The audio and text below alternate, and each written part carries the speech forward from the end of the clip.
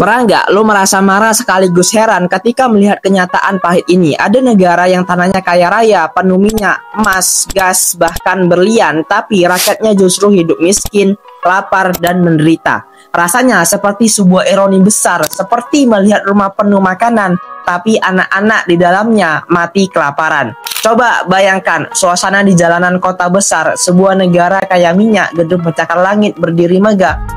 Mobil-mobil mewah lalu lalang, pesta para pejabat berjalan glamor, tapi hanya beberapa kilometer dari sana, ada keluarga yang makan sekali sehari pun sulit.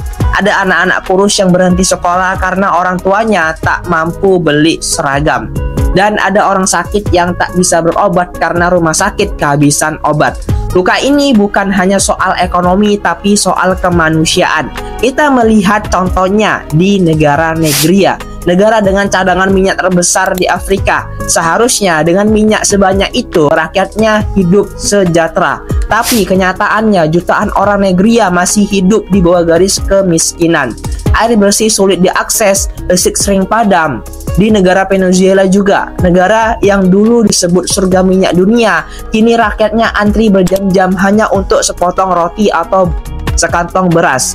Bagaimana mungkin tanah yang diberkati sumber daya justru melahirkan rakyat yang sengsara? Pertanyaan ini menyakitkan karena logika sederhana kita berkata, kalau negara punya harta alam berlimpah, seharusnya rakyatnya kaya. Tapi kenyataannya terbalik. Justru kekayaan alam itu sering jadi kutukan. Korupsi merajalela, konflik tak ada habisnya, ketidakadilan merata, dan itulah yang membuat kita geram sekaligus penasaran kenapa ini bisa terjadi. Hari ini kita akan bongkar bersama akar masalahnya, bukan hanya sekedar teori, tapi fakta-fakta nyata yang bisa membuka mata kita semua. Karena dari fenomena ini kita bukan hanya belajar tentang politik dan ekonomi dunia, tapi juga tentang nasib manusia. Bagaimana keadilan bisa dirampas oleh segelintir orang, sementara jutaan lainnya harus menanggung akibatnya. Sekarang, mari kita dalami lebih dalam fenomena yang dikenal sebagai research core atau dalam bahasa kita disebut kutukan sumber daya. Istilah ini pertama kali dikhususkan oleh seorang ekonom bernama Richard Auty pada tahun 1993 lewat bukunya yang berjudul Staining Development in the Mineral Economies. The Research Core Konsep ini menjelaskan paradoks menyakitkan negara-negara yang seharusnya kaya raya karena punya minyak, gas, emas, berlian, atau mineral justru mengalami pertumbuhan ekonomi lambat. Korupsi merajalela, bahkan rakyatnya tetap miskin. Kekayaan alam yang seharusnya menjadi berkah justru berubah menjadi kutukan. Pertanyaannya, kenapa hal ini bisa terjadi? Ada beberapa alasan besar yang saling berkaitan. Mari kita kupas satu persatu di video berikut ini. Istilah ini muncul dari pengalaman Belanda di tahun 1960-an ketika mereka menemukan cadangan gas alam besar-besaran. Apa yang terjadi? Ekspor gas melonjak, nilai mata uang mereka naik drastis, kedengarannya bagus kan? Tapi ternyata itu justru menghantam sektor lain seperti pertanian dan manufaktur.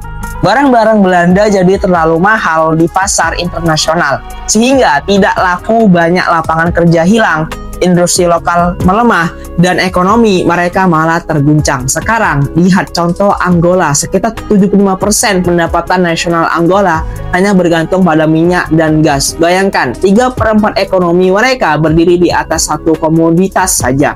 Apa yang terjadi saat harga minyak dunia jatuh? Ekonomi langsung ambruk, anggaran negara bocor, dan jutaan rakyat menderita. Satu komoditas bisa jadi tiang utama, tapi kalau tiang itu runtuh, seluruh bangunan ikut roboh. Inilah racun paling mematikan dalam kutukan sumber daya. Negara kaya sumber daya sering tidak bergantung pada pajak rakyat. Mereka cukup hidup dari ekspor minyak, emas, atau gas. Kedengarannya enak, tapi justru berbahaya. Karena kalau pemimpin tidak butuh pajak rakyat, mereka juga tidak merasa perlu mendengarkan suara rakyat. Akuntabilitas hilang, transportasi hancur, dana yang seharusnya masuk ke pembangunan sekolah, rumah sakit, dan infrastruktur malah masuk ke kantong segelintir elit. Kontrak tambang dan minyak diberikan melalui suap. Hukum tunduk pada kekuasaan, contohnya Nigeria. Setiap tahun produksi minyak mereka menghasilkan miliaran dolar. Tapi Coba tanya rakyatnya, kenapa jalanan penuh lubang, kenapa listrik sering padam, kenapa rumah sakit kekurangan obat? Jawabannya sederhana, karena korupsi menghisap habis kekayaan itu. Rakyatnya marah, tapi sistemnya sudah membusuk terlalu dalam. Harga minyak, emas, atau berlian bukan sesuatu yang stabil. Mereka tergantung pada kondisi global. Saat perang, krisis ekonomi, atau pandemi bisa membuat harga anjlok dalam semalam. Negara yang terlalu bergantung pada komoditas bisa punya pegangan. Saat harga naik, pemerintah sering boros, membangun proyek besar-besaran, pesta anggaran. Tapi saat harga jatuh, mereka kelabakan. Utang menumpuk, rakyat jadi korban. Lebih buruk lagi, kekayaan alam sering memicu konflik. Di Republik Demokratis Kongo, perebutan tambang berlian dan komblat membuat perang saudara tak berkunjung berhenti. Di Timur Tengah, perebutan minyak memicu intervensi asing, perang antara kelompok, dan kekacauan yang merenggut jutaan nyawa. Kekayaan yang seharusnya jadi rahmat malah berubah jadi dara. Setelah mendengar semua ini, mungkin di hati lu mulai muncul sebuah pertanyaan, bagaimana kalau negara kita bisa dilepas dari kutukan ini? Bagaimana kalau semua kekayaan alam benar-benar bisa kembali ke rakyat? Bayangkan sebuah negara di mana setiap tetes minyak, setiap butir emas, setiap karung batu bara benar-benar diubah menjadi sekolah yang berkualitas, rumah sakit yang lengkap dengan obat, lapangan pekerjaan yang layak, dan kehidupan yang sejahtera untuk semua orang. Betapa indahnya kalau kekayaan itu tidak lagi jadi sumber konflik, tapi jadi fondasi kemajuan kita. Bisa belajar dari kisah sukses seperti Norwegia yang mampu mengubah minyak laut utara menjadi dana abadi untuk generasi mendatang, atau Botswana yang menjadikan berlian bukan sekedar batu berharga, tapi tiket menuju pendidikan dan kesehatan rakyatnya. Apa rahasia mereka? Bukan semata pada jumlah harta, tapi pada cara mengelola diversifikasikan ekonomi, transportasi tinggi, dan investasi jangka panjang. Dan bukankah itu juga akan bisa diinginkan dunia di mana kekayaan alam tidak lagi jadi kutukan, tapi benar-benar jadi berkah? Negara yang kaya sumber daya tidak lagi dikenal karena kemiskinan atau korupsi, tapi karena kepemimpinan, keadilan, dan kemajuan. Kita semua pasti ingin melihat masa depan yang lebih adil, masa depan di mana seorang anak di desa terpencil punya peluang yang sama dengan anak di kota besar, masa depan di mana rakyat tidak lagi dikhianati oleh tanah airnya sendiri. Dan kabar baiknya adalah itu bukan mimpi kosong, itu mungkin dengan kebijakan yang tepat, dengan pemimpin yang berani, dengan rakyat yang mau mengawasi, kutukan sumber daya bisa dipatahkan. Pertanyaannya sekarang, apakah kita siap untuk memperjuangkannya?